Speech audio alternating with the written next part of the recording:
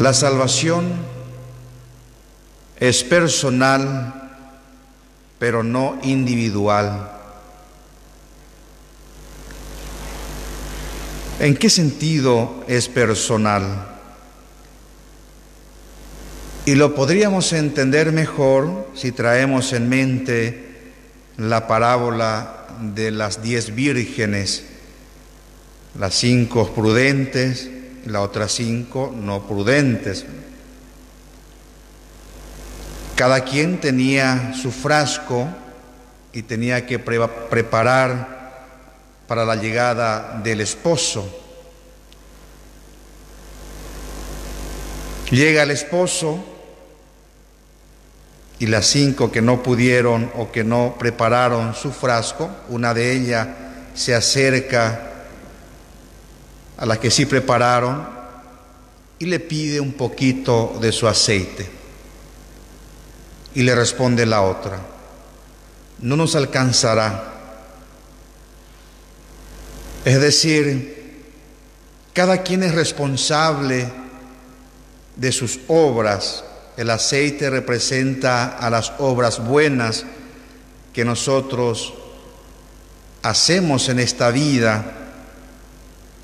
Y lo que yo hago, o las obras buenas que yo hago, yo no puedo dar a otra persona, ni la que la otra persona ha hecho, no me puede dar a mí. Esa es su obra buena, su aceite. De la misma forma, cuando habla en la primera lectura la marca, esas personas se han ganado esa marca y la protección de Dios. Y es de manera personal. Cada quien, por tanto, lucha por su salvación, y esta salvación es personal, pero no es individual.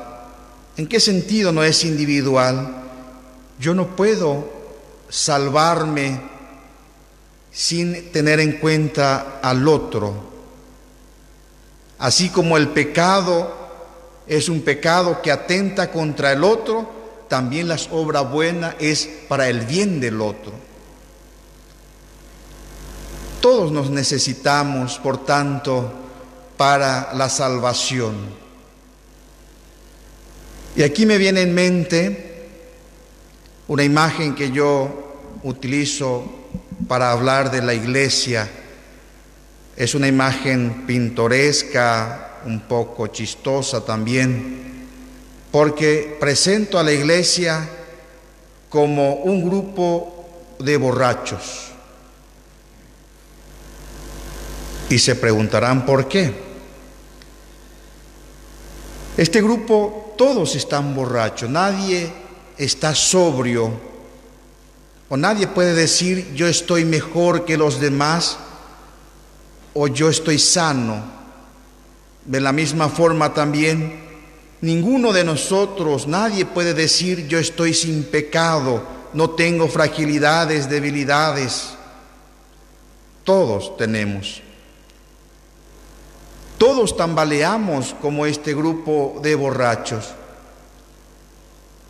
Pero si yo no tengo a mi costado ese otro borracho, cuando el vértigo, cuando empiezo a tambalear y me voy a aquellos lados y no tengo nadie que me pueda sujetar, me voy y me caigo y difícilmente me puedo levantar. A no ser que vengan y me ayuden a levantar. Necesito de los otros para que me sostengan y me ayuden. Y caminar hacia una meta. Y todos juntos, por más borracho que estemos, nos ayudamos para alcanzar esa meta. Por eso es importante la vida comunitaria, el diálogo y el encuentro. Y hoy el Señor nos presenta para nuestra vivencia, en búsqueda de nuestra santidad, una herramienta de misericordia que se llama corrección fraterna. Pero como todos, tiene también su requisito para que sea verdadera y eficaz esta corrección fraterna.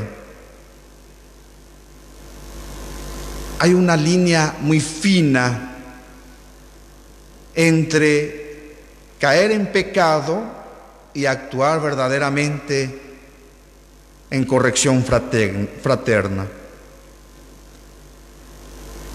Dice, el primer requisito que tenemos que tener en cuenta es cuál es el objetivo o la finalidad de la corrección fraterna.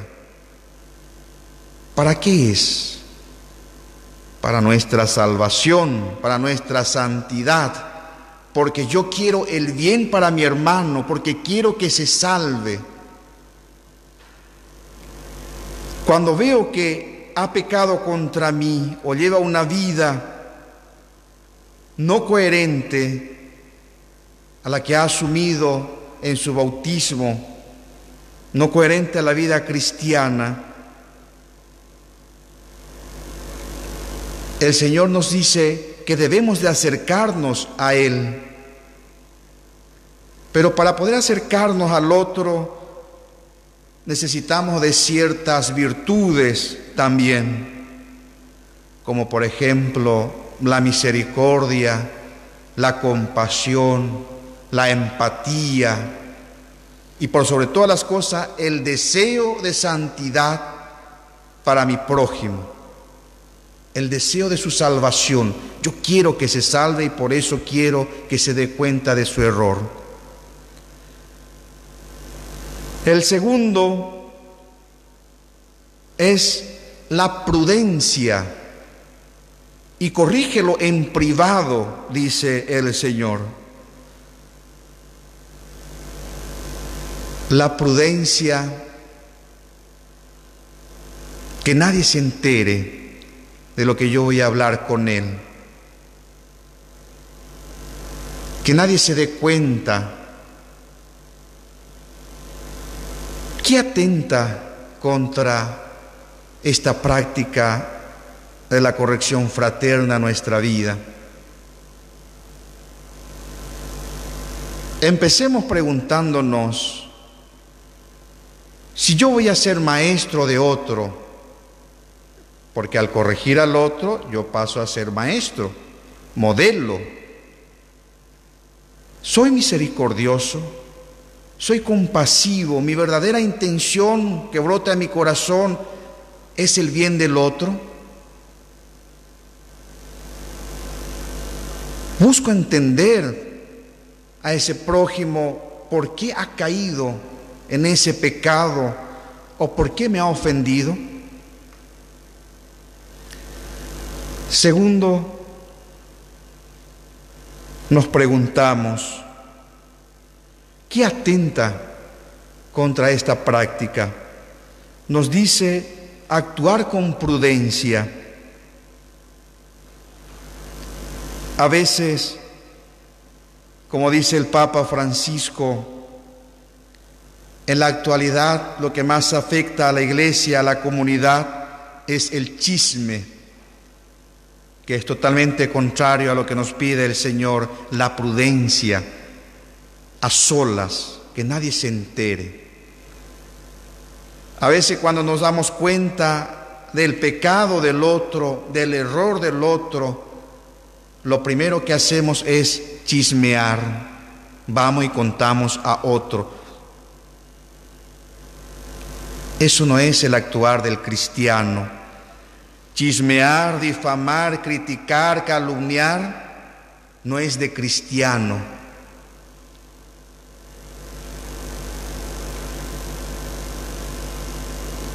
La tercera pregunta que nos podemos hacer es, cambiando de lugar, que yo sea el corregido.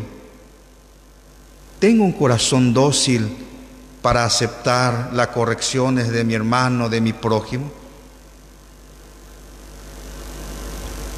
¿O al contrario, aflora en mí la soberbia que me lleva a no aceptar que me lleva a la enemistad con esa persona que busca para mí el bien? ¿Cómo está mi vida al otro lado de la calle, siendo yo el corregido?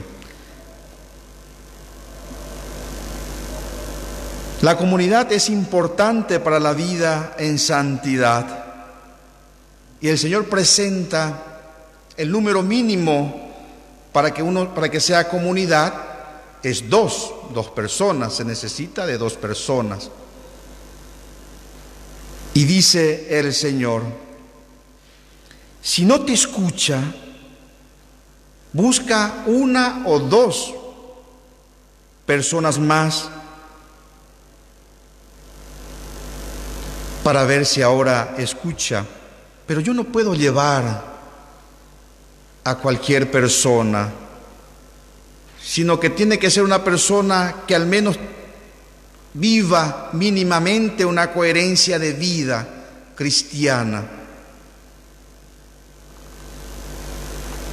Si no escucha, preséntale a la comunidad como herramienta de búsqueda de santidad para el prójimo. ¿Por qué es tan importante la comunidad? Aparte de la imagen que he presentado de la iglesia, que nos ayudamos, nos sostenemos y buscamos juntos a llegar a la meta que es la salvación. Porque en medio de la comunidad está el Señor. Porque cuando nos reunimos en su nombre, cuando hay 2 o 3 reunidos en mi nombre, yo estoy presente en medio de ellos.